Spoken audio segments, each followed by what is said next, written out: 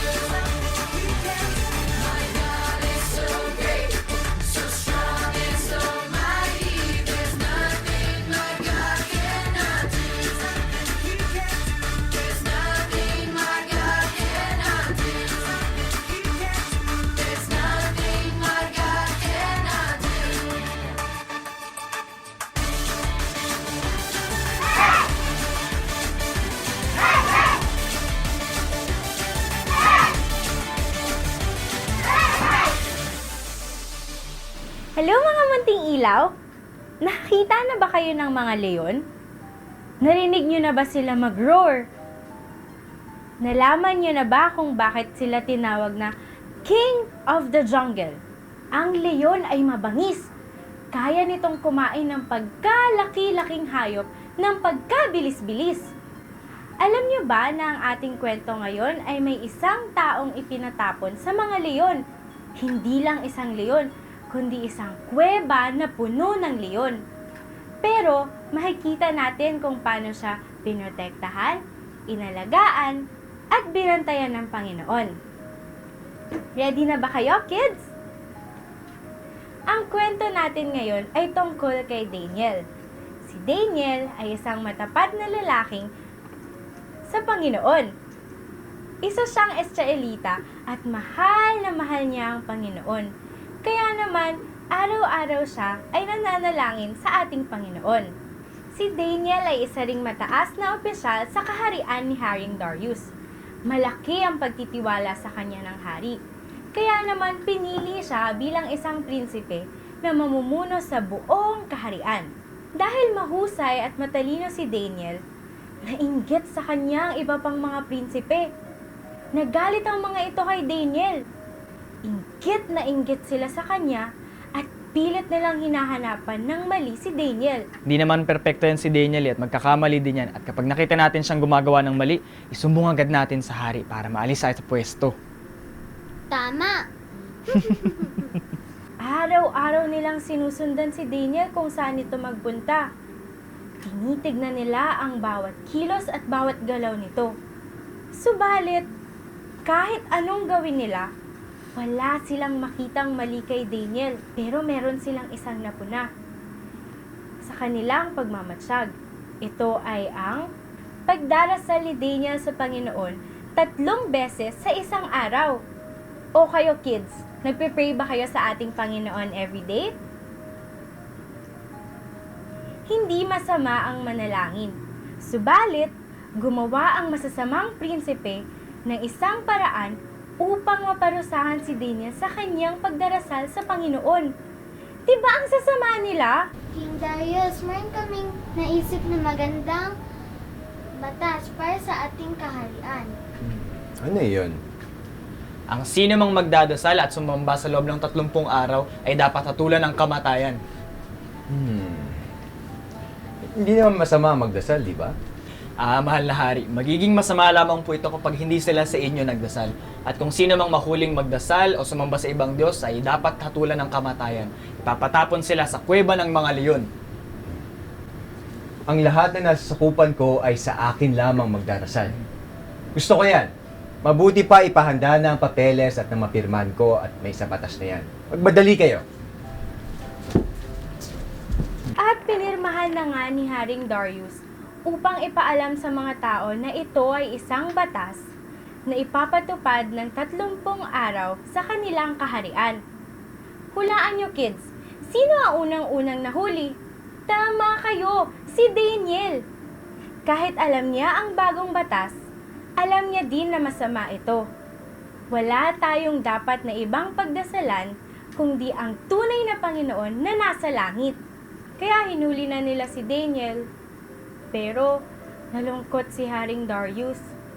Mabait at masipag si Daniel. At isa pa, napakagaling niyang mamuno. Kaya lang dahil ginawa na itong bagong batas, wala na siyang magagawa. Malungkot si Haring Darius sa mga pangyayari ng araw na iyon. Kaya naman hindi na siya nakakain at hindi na rin nakatulog buong magdamag. Alalang-alala siya kay Daniel. Pagsikat ng araw kinabukasan, agad-agad na nagtungo si King Darius sa kuweba ng mga leon at nagbabaka sakali siya na buhay pa si Daniel. Daniel! Daniel! Andiyan ka ba? Iniligtas Ka ba ng Diyos mo? Opo, mahal na Haring Darius. Nagpadala po ang Diyos na aking sinasamba ng anghel na nagprotekta sa akin. Naging mabait po ang mga leon dito sa baba. Hindi po man lang po nila binuksan ang kanilang mga bibig. Hindi po nila ako sinaktan. O kaya kinanmot. Totoo nga pong buhay ang Diyos na aking sinasamba at pinaniniwalaan. Pinotektahan po niya ako laban sa mga magbabangis na leon. Tuwang-tuwa ang hari at agad niyang ipinakuha si Daniel sa kuweba na ito. Tingnan ninyong lahat. Buhay si Daniel. Magdamag siya sa kuweba ng mga leon. Pero pinotektahan siya ng kanyang Diyos na sinasamba. Tingnan ninyo. Ni walang galos o sugat ng mga mababangis na leon. Tunay nga ang Diyos na sinasamba mo, Daniel. Mga kawal! Kunin ang dalawang masasamang prinsipeng ito at parusahan. Alam niyo kids, isa ito sa mga favorite Bible stories ko. Ang galing ng ating Panginoon, di ba? Dahil mahal na mahal niya tayo, palagi niya tayong inaalagaan at pinaprotektahan. Hi kids! Hi mga munting ilaw! Ngayon maglalaro tayo ulit. Ang tawag sa laro natin ngayon ay Cup Relay.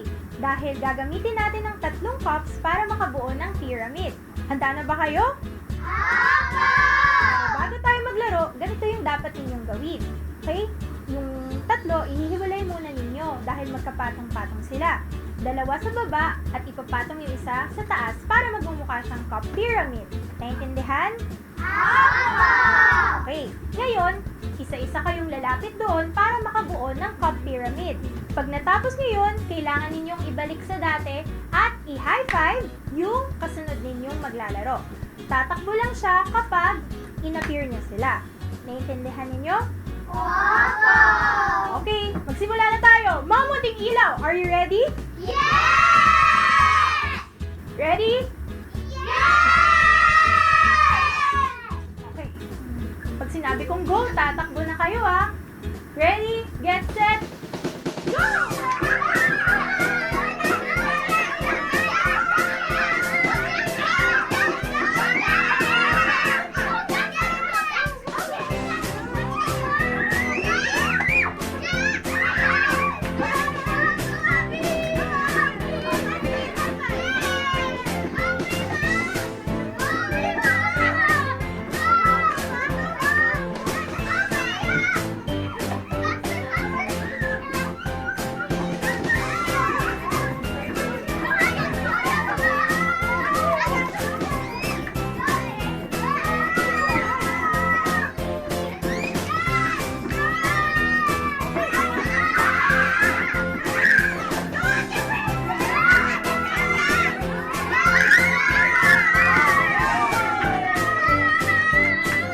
Alright, mga munting ilaw kids! Congratulations sa inyong lahat! All of you did a very good job! At ang saya-saya ninyong panoorin mga munting ilaw! Lalo na pag nagtutulungan-tulungan kayo sa inyong grupo. Tawag doon ay teamwork. Kaya, congratulations sa inyong lahat! Palakpakan ninyo ang sarili nyo!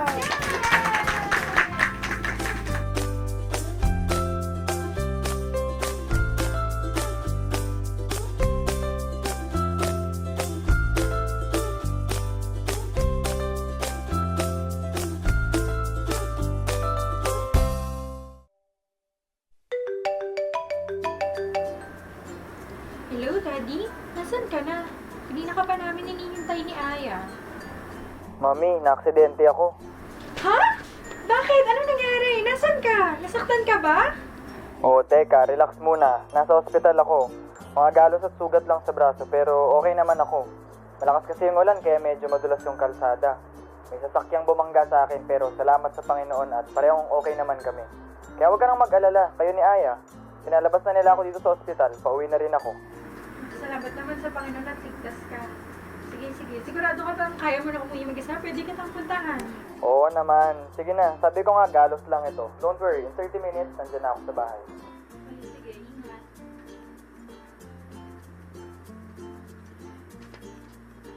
Aya? Anak, halika nga dito. Bakit po, Mama? Nasaan na po si Papa? Kasi anak na aksidente yung daddy mo. Pero sa biyaya ng Panginoon, okay naman siya at pauwi na siya dito. Kaya halika, magpasalamat tayo sa Panginoon dahil niligtas na yung daddy mo.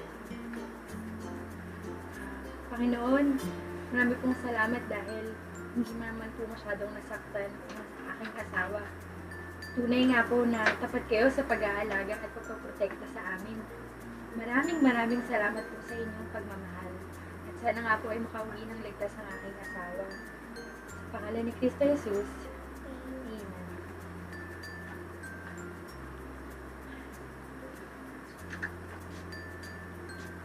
Oh, dito na ako. Daddy, pinag-pray ka namin.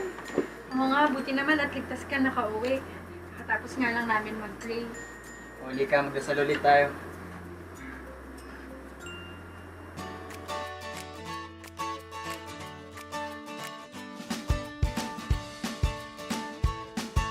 Hi mga bata! Crafts time naman natin ngayon. Naaalala niyo pa ba yung sheep na ginawa natin dati? Ito oh. Pero ngayon, gagawa tayo ng fence. Dahil ito ang pumoprotekta sa mga sheep. Tulad ng ginagawa ng Panginoon sa atin araw-araw. Pinoprotektahan niya tayo at inaalagaan. At tulad na rin ng story natin kanina, kay Daniel. Ang kasama natin ngayon gumawa ng fence ay si Princess at si Ate Jo. Hello! Hi! Ayan, sabihin ko sa inyo kung ano yung mga kailangan natin bago tayo gumawa. Una, popsicle sticks. Yung mga maliliit na popsicle sticks. Tapos, kailangan din natin ng glue or glue gun, glue stick. Kailangan din natin ng scissors. Dapat yung medyo malaking scissors para magupit natin yung popsicle sticks. Pwede rin mga paint. Tsaka mga pang decorate. Pagkatapos natin gawin yung fence. Handa na ba kayo? Sige, gawa na tayo. Una, ito, yung ilalim ng fence. Kailangan natin ng 1, 2, 3, 4, 5, 6, 7, 8, 9, 10, 11 na popsicle sticks. Tapos, kailangan mapagdikit-dikit natin siya. Kailangan din natin ng 3 popsicle sticks para malagay natin siya dito at hindi siya matanggal.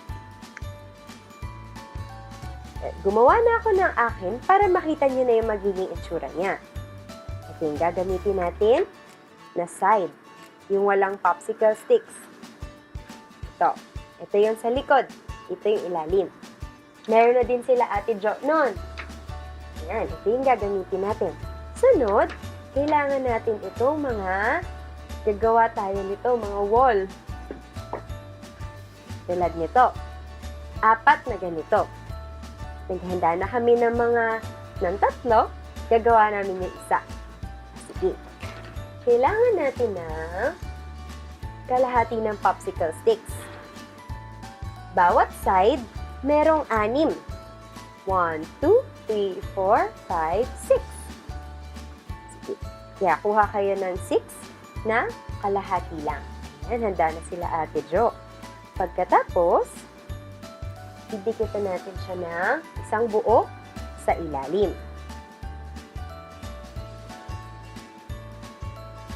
Ang ginagawa ko para idikit, isa-isa. Bawat maliit na stick, ididikit. Sige. Ako muna magdidikit. Sige. Tingnan niyo ako.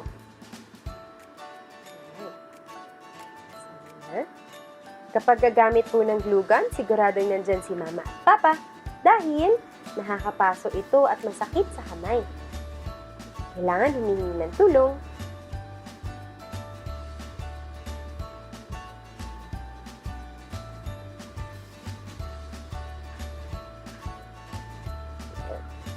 Pati rin po sa paggupit ng popsicle sticks, hingi rin kayo ng tulong kay Mama at Papa.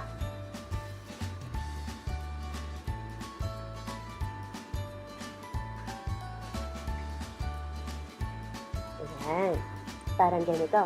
Sige, kaya naman.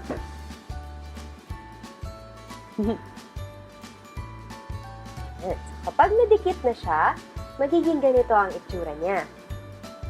1, 2, 3, 4, 5, 6. At may mahaba dito sa ilalim.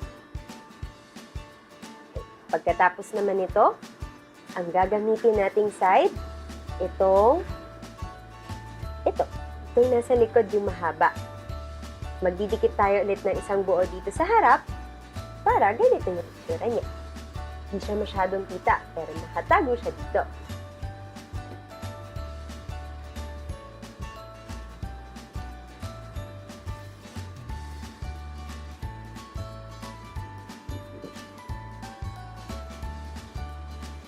Yan, tulad ni Ate Princess, nagpapatulong siya kay Ate Jo. Kailangan nakikita siya ng ate at kuya o ni Mama at Papa. Galing naman ni Ate Princess.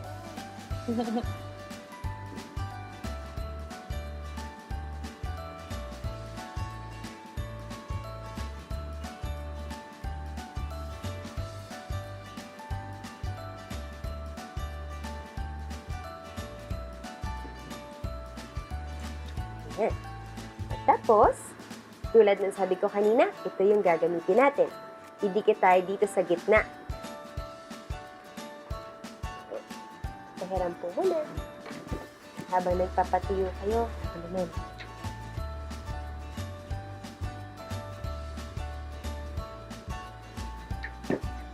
Ayan. Lagay natin siya dito sa gitna.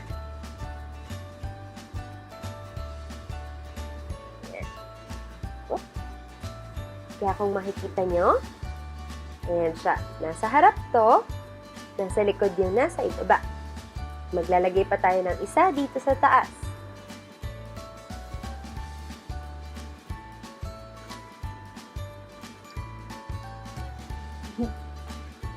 Sige, lagyan niyo pa.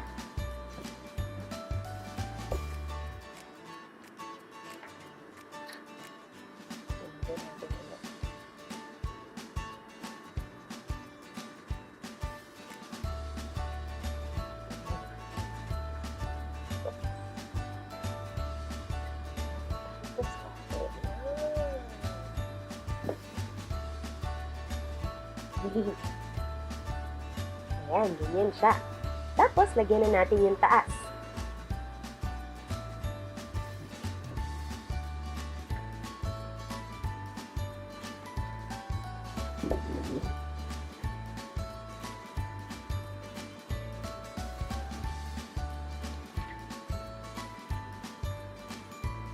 Magiging ganito yung itsura niya.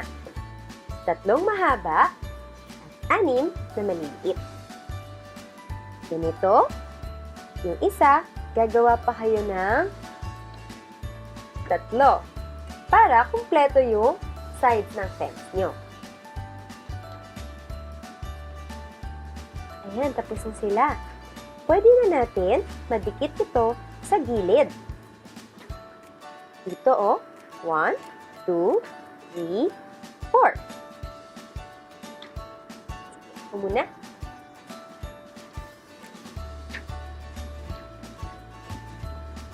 Teka, bago pa pala idikit, yung dalawa dito sa fence, gugupitin natin yung gilid. Ito. Yung dalawa lang ha, hindi lahat. So, gugupitin ko muna. Sige, pwede nyo na idikit. So, parang ganito. Kailangan igupit natin itong sobra sa gilid.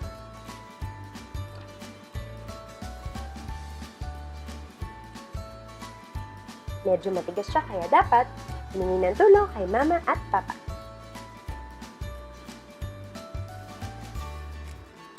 Wow!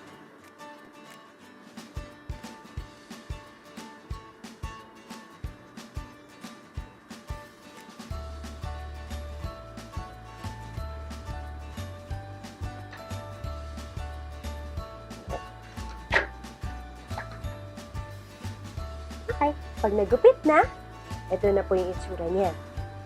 Dapat wala na siyang sobra dito. Pero dalawa lang, hindi lahat. Kapag didikit nyo siya, itong dalawang may sobra, nandito siya, magkatapat sila. Katapat sila. Yung mga ginupitan natin, magkatapat din sa gilid. At dapat, ito ang nasa likod. Ito dito sa loob.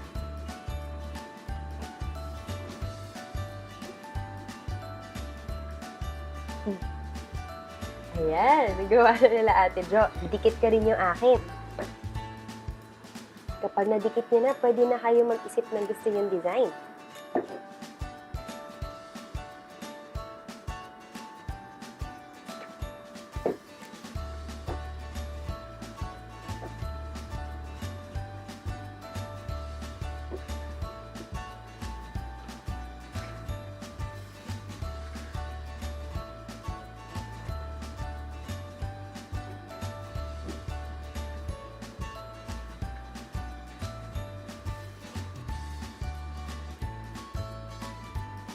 Lalagyan ko yung ilalim ng walls para makita nyo kung paano ko siya i-get.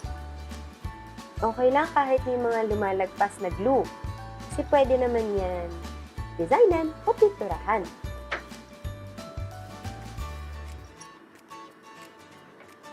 Tandaan, ang magkakatapat, yung may sobra, at magkatapat yung ginupit.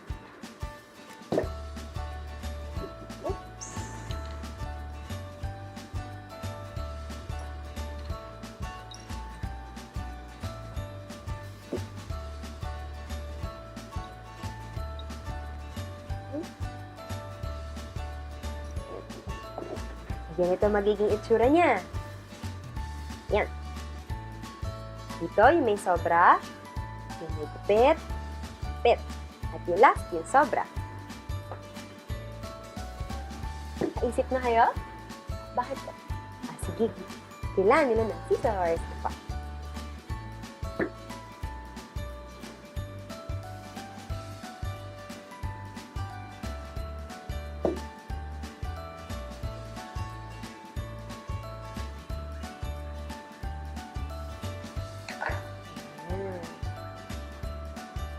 Oops. Patuyuin niyo sandali bago niyo lagyan ng design. So, ganito na itsura niya. Yung ginagawa nila Ate Jo ngayon, tinitingnan nila kung gaano kahaba yung ribbon nila at kung saan nila ilalagay. Tulad nito. Nagpikit ako dito ng ribbon at pati ng mga botones. Pwede rin kayo ma-color gamit ng markers.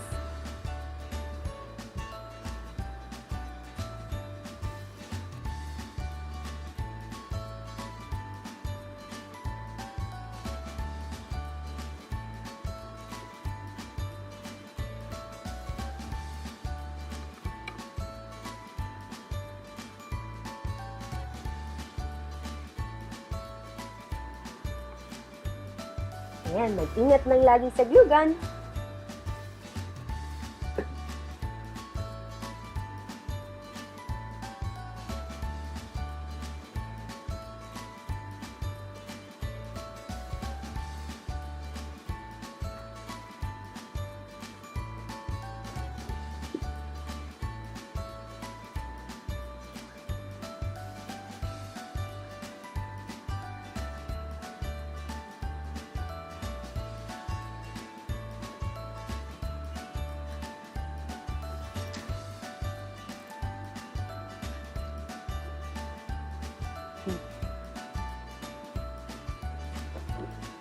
Ayan, may gusto pa ba kayo ilagay?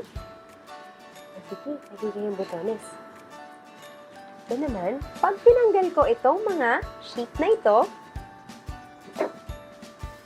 yung fence nyo pwede na maging lalagyan. Pwede yung lagyan ng mga pang-decorate nyo, ng scissors nyo, ng mga paint nyo, o kahit anong gusto nyo pang ilagay.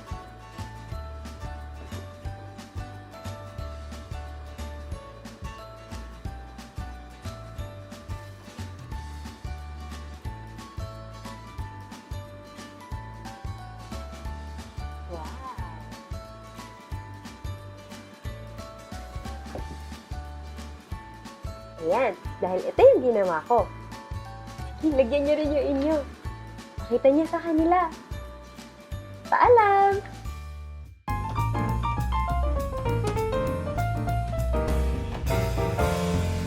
Hi mga munting ilaw kids!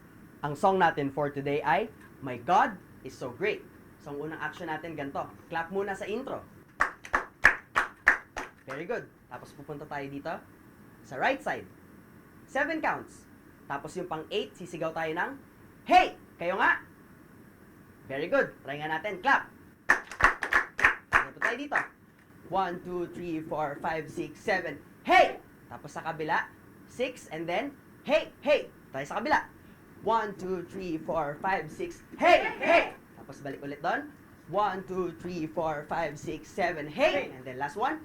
Gitna. 1, 2, 3, 4, 5, 6. Hey! Hey! And then action. My God is so great, so strong, and so mighty. There's nothing my God cannot do. And then sagot, for you. 4 na beses yun. Sa pa nga, my God is so great, so strong, and so mighty. There's nothing my God cannot do for you. And then after ng 4 na beses, ganito, He has power over death and sin. And then sigaw, my God is so great. Next one. Power to give me strength within my God is so great. Next one. Power beyond what I can see. My God is so great. Last one. My God can do anything. My God is so great. And then yung hey ulit. Isang beses. 1, 2, 3, 4, 5, 6, 7. Hey! 1, 2, 3, 4, 5, 6. Hey! Hey! And then 2 beses pa. And then 4 na beses ulit ng my God is so great. One more nga. My God is so great, so strong, and so mighty. There's nothing my God cannot do for you. And then yung dulo, 3 beses nun.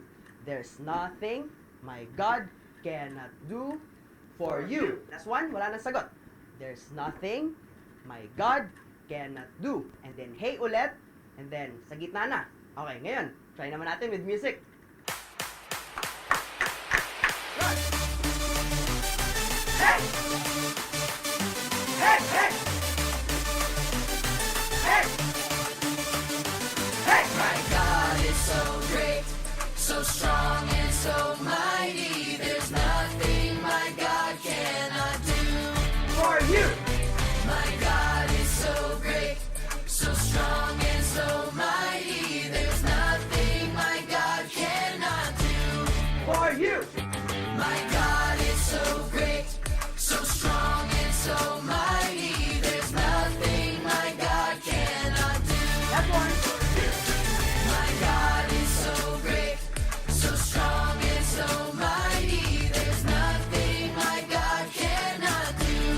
For you. My God is so great. My God is so great.